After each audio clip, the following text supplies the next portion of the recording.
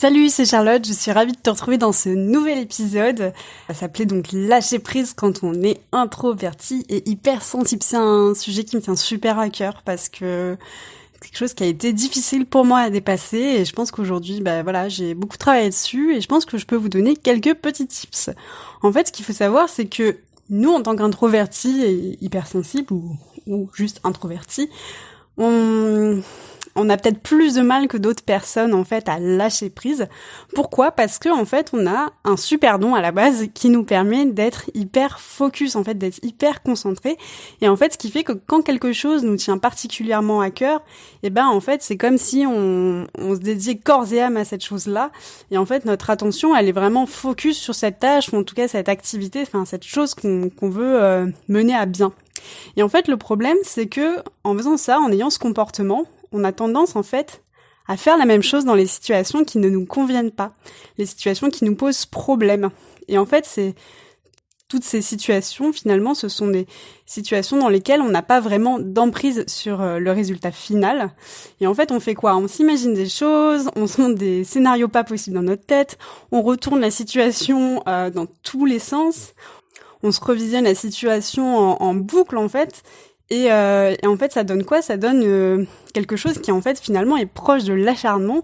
Et ça donne quoi aussi ? Ça fait que, d'un petit détail qui fait notre quotidien, un fait qui est là dans notre quotidien, on en fait un truc énorme. En fait, ça devient une montagne. Et le fait qu'on soit tout seul dans notre tête aussi à y réfléchir fait qu'on a plutôt tendance à imaginer le pire, à imaginer des scénarios catastrophes. Et en fait, qu'est-ce qui se passe quand on fait ça ? On se crée une charge mentale tout seul en fait. En plus des éléments extérieurs qui eux-mêmes peuvent être facteurs de stress, là on se rajoute un stress supplémentaire et ce qui fait que parfois on peut être proche de l'épuisement mental parce que on s'est créé tout seul en fait des émotions négatives. En plus de ça, si vous êtes hypersensible, ces émotions elles vont être très fortes et donc elles vont provoquer en fait chez nous de l'angoisse, de l'anxiété et du coup on va pas se sentir bien. Et c'est pour ça que je vous disais que parfois nous on a plus de mal dans ce genre de situation parce que en plus des éléments extérieurs qui vont déjà provoquer un stress, nous on s'en rajoute davantage.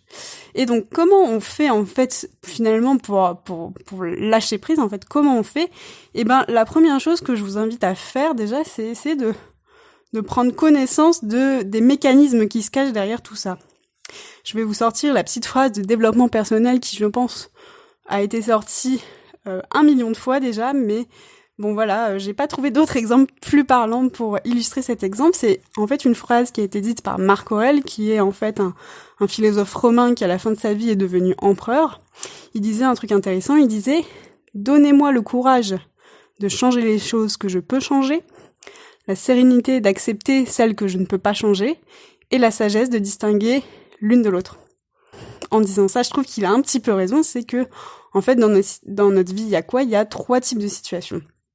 Il y a les situations dans lesquelles, en fait, on peut vraiment agir, les situations dans lesquelles on peut, on va dire, faire sa part et influencer sur le résultat final, et les situations dans lesquelles on n'est pas vraiment maître du résultat, en fait.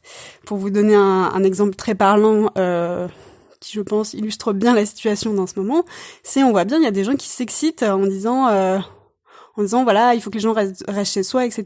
Mais en fait, j'ai envie de vous dire, est-ce que vous pouvez empêcher les personnes d'aller dehors ? Non, pas tellement. Tu peux pas aller toi-même dehors, récupérer la personne et l'obliger à être chez elle, ou tu peux pas l'enfermer. Donc voilà, ça c'est par exemple une situation dans laquelle on n'est pas maître du résultat. En revanche, tu vois, ce qu'on peut faire dans cette situation du coronavirus, c'est informer les personnes du danger, informer les personnes des solutions et des alternatives qui existent. Par exemple, je sais pas, tu vois, moi j'ai dit à mes parents qu'on pouvait faire ses courses en ligne, ou par exemple on a un petit peu discuté de ce qu'il était possible de faire. Par exemple, tu vois, eux ils ont une machine à coudre, donc ils peuvent se coudre des masques. Voilà, enfin, tu vois, toutes ces petites choses qui peuvent permettre de se prémunir du virus, etc. le fait aussi de bien faire attention à se laver les mains, enfin tu vois, ce genre de choses. Donc voilà, le fait d'informer les gens peut les influencer sur leur choix, sur leur décision finale. Et les situations dans lesquelles tu peux agir, c'est déjà toi rester chez toi et donc aussi te porter un masque et faire gaffe en fait quand tu te déplaces. Voilà, tu vois. Et je pense que cette situation, elle permet de bien voir les trois types de situations dans lesquelles tu peux agir et finalement pas agir. Ça peut aussi s'appliquer à d'autres choses de la vie quotidienne. Par exemple, tu vois, la dernière fois, mon coloc, il pestait un petit peu parce que sa connexion internet fait qu'il avait raté sa réunion. Pareil, est-ce que dans ce genre de situation, ça sert vraiment à quelque chose de s'énerver? Est-ce que c'est toi qui fais la connexion internet? Non, c'est pas toi qui avec tes pieds pédale pour faire rouler la connexion internet. Non. Donc tu vois bien que là, tu t'énerves pour rien, tu perds de l'énergie pour rien. En revanche, ce que tu peux te dire, c'est pour les prochaines fois, qu'est-ce que je peux faire pour faire en sorte que ça marche mieux? Est-ce que c'est informer mes collègues? Est-ce que c'est trouver un autre moyen de communiquer? Et là, tu vois bien que tu peux agir.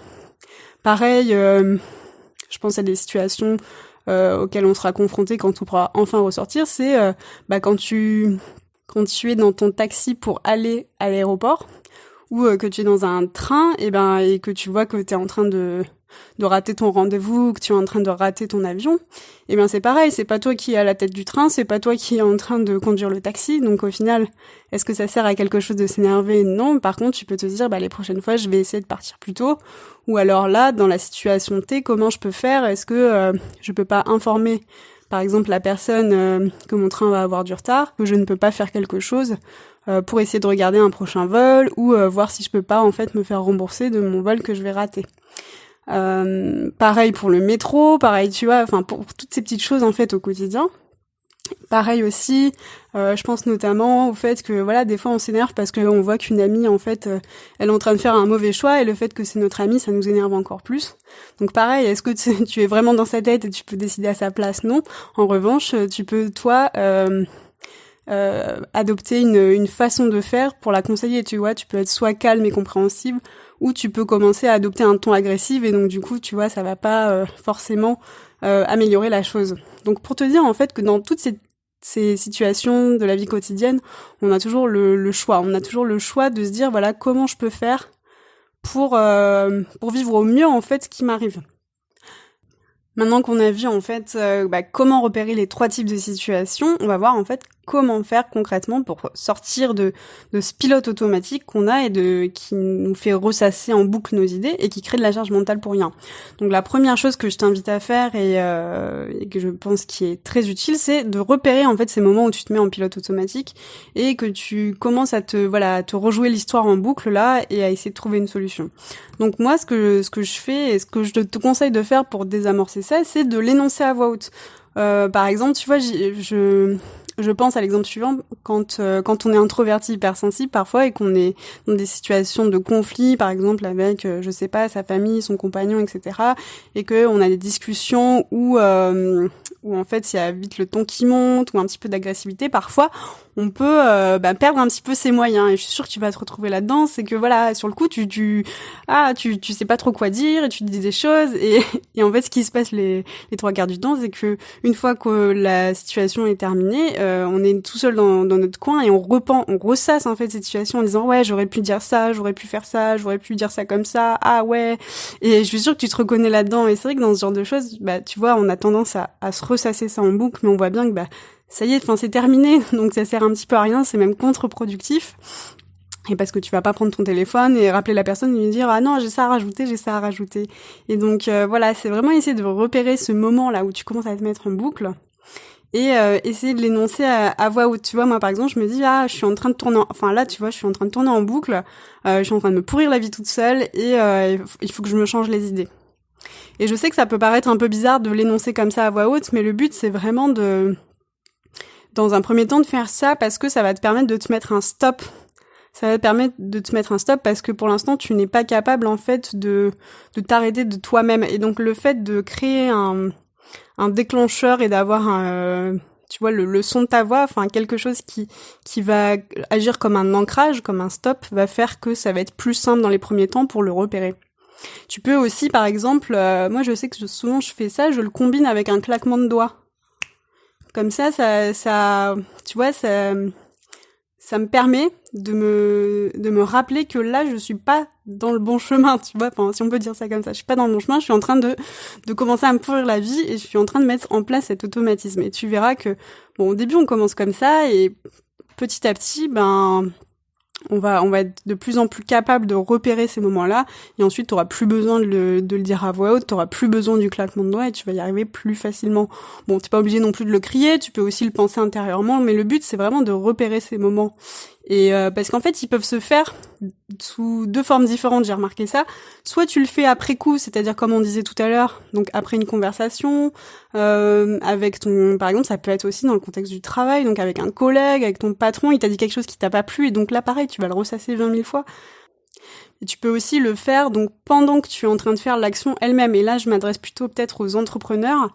Par exemple, quand tu es en train de faire une tâche et tu vois que ça ne fonctionne pas, tu commences à te prendre la tête, et puis tu essaies de trouver des solutions, et le fait de s'acharner comme ça va faire que tu vas être moins productif, le fait d'être moins productif ou moins concentré va faire que tu vas faire plus d'erreurs, et là, tu vois, en fait, c'est l'effet boule de neige, on rentre dans un cercle vicieux, et on s'arrête pas, et on s'énerve, et donc c'est la même chose. C'est la même chose, donc pareil, l'énoncer à voix haute, faire un claquement de doigts si tu peux. Une chose que tu peux faire aussi quand tu es entrepreneur, et ça j'en avais déjà parlé dans l'épisode sur la productivité, c'est de se mettre un timer en fait, un minuteur pour en fait te dire voilà, moi je mets tant de temps sur cette tâche et je ne m'étende pas davantage, comme ça m'évite de m'énerver.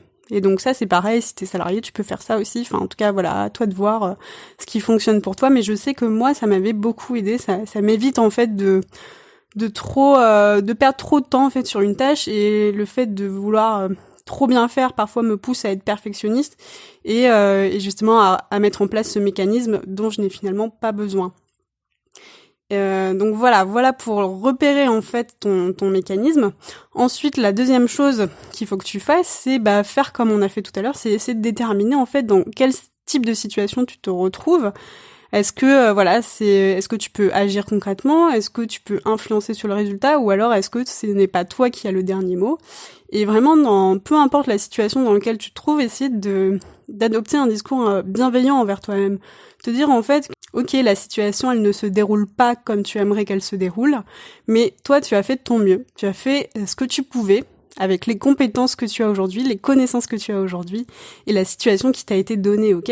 Et en fait, j'aimerais vraiment insister là-dessus, parce que voilà, dédramatiser, en fait, savoir que toi, t'es un être humain, tu fais du mieux que tu peux, et voilà, et personne n'est parfait, et en fait, c'est pas grave, on peut faire des erreurs, on peut se tromper, le mieux c'est d'en prendre connaissance pour faire mieux les prochaines fois.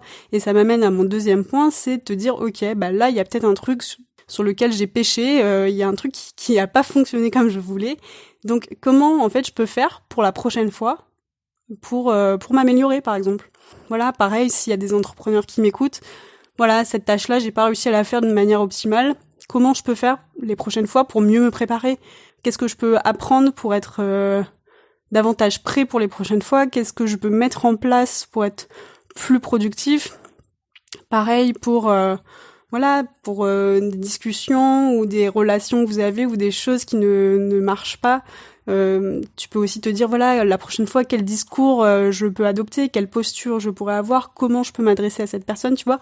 Et en fait vraiment essayer de réfléchir plutôt à avoir une attitude et des pensées qui vous poussent vers l'action, plutôt que de vous faire ressasser le passé et une situation sur laquelle vous ne pouvez plus rien faire et que vous ne pouvez pas changer.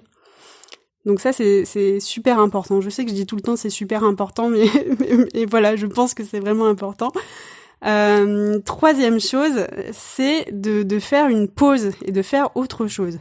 Parce qu'un truc que j'ai remarqué aussi, c'est que parfois, on se dit ok, d'accord, donc j'ai pris connaissance de voilà, là je suis en mode boucle, ça va pas, faut que je change, ok, je suis dans quelle situation, je peux rien faire, d'accord, mais le fait en fait de juste décider d'arrêter de penser, ça ne suffit pas. Parfois en fait, il faut vraiment se lever de sa chaise, faire autre chose, et faire une activité ou faire quelque chose dans lequel tu n'auras pas une posture où tu seras dans tes pensées en fait. Par exemple, je pense souvent au sport parce que voilà, pendant le sport, t'es obligé de suivre ce que dit le prof ou le cours. Bon, ok, là, on est à l'intérieur, on est enfermé, mais tu peux te mettre devant une chaîne YouTube et commencer à faire des pas et écouter ce que la personne te dit. Et en fait, pourquoi c'est super efficace? Parce que là, du coup, tu n'es plus dans tes pensées, tu es focalisé sur ce que la personne est en train de te dire. Et ça, c'est super efficace et ça t'aidera davantage que de te dire, bon, alors là, ok, je suis énervée, ça me gonfle, bon, allez, il faut que je passe à autre chose. Mais tu vois, des fois, ça ne suffit pas, ou en tout cas, quand on est à nos débuts comme ça et que on essaye de s'entraîner à lâcher prise, parfois, ça prend du temps. Donc, je t'invite vraiment à faire autre chose. Bon, si c'est pas du sport que tu veux faire, je sais pas, trouve-toi une activité, je sais pas, moi, toutes mes activités, elles sont tournées vers le chant et la danse. Donc, voilà, fais-toi un petit karaoké, fais quelque chose. Enfin, voilà, quelque chose qui va vraiment te sortir de cette situation-là, pas du tout productive, etc. Voilà, c'est tout ce que j'avais à te partager sur le lâcher prise. Une dernière chose que j'aimerais rajouter, parce que je veux surtout pas l'oublier et parce que je pense que c'est aussi important que tout ce que je viens de t'énoncer, c'est voilà, dans les situations dans lesquelles tu n'as pas vraiment d'impact sur le résultat final. Et en fait, je m'adresse vraiment aux entrepreneurs dans ce cas, ou aux personnes par exemple qui parce que j'imagine qu'il y a peut-être certaines personnes d'entre vous qui se disent qu'une fois sorties de ce confinement, elles vont être amenées à changer de boulot, enfin en tout cas revoir un petit peu leur perspective professionnelle.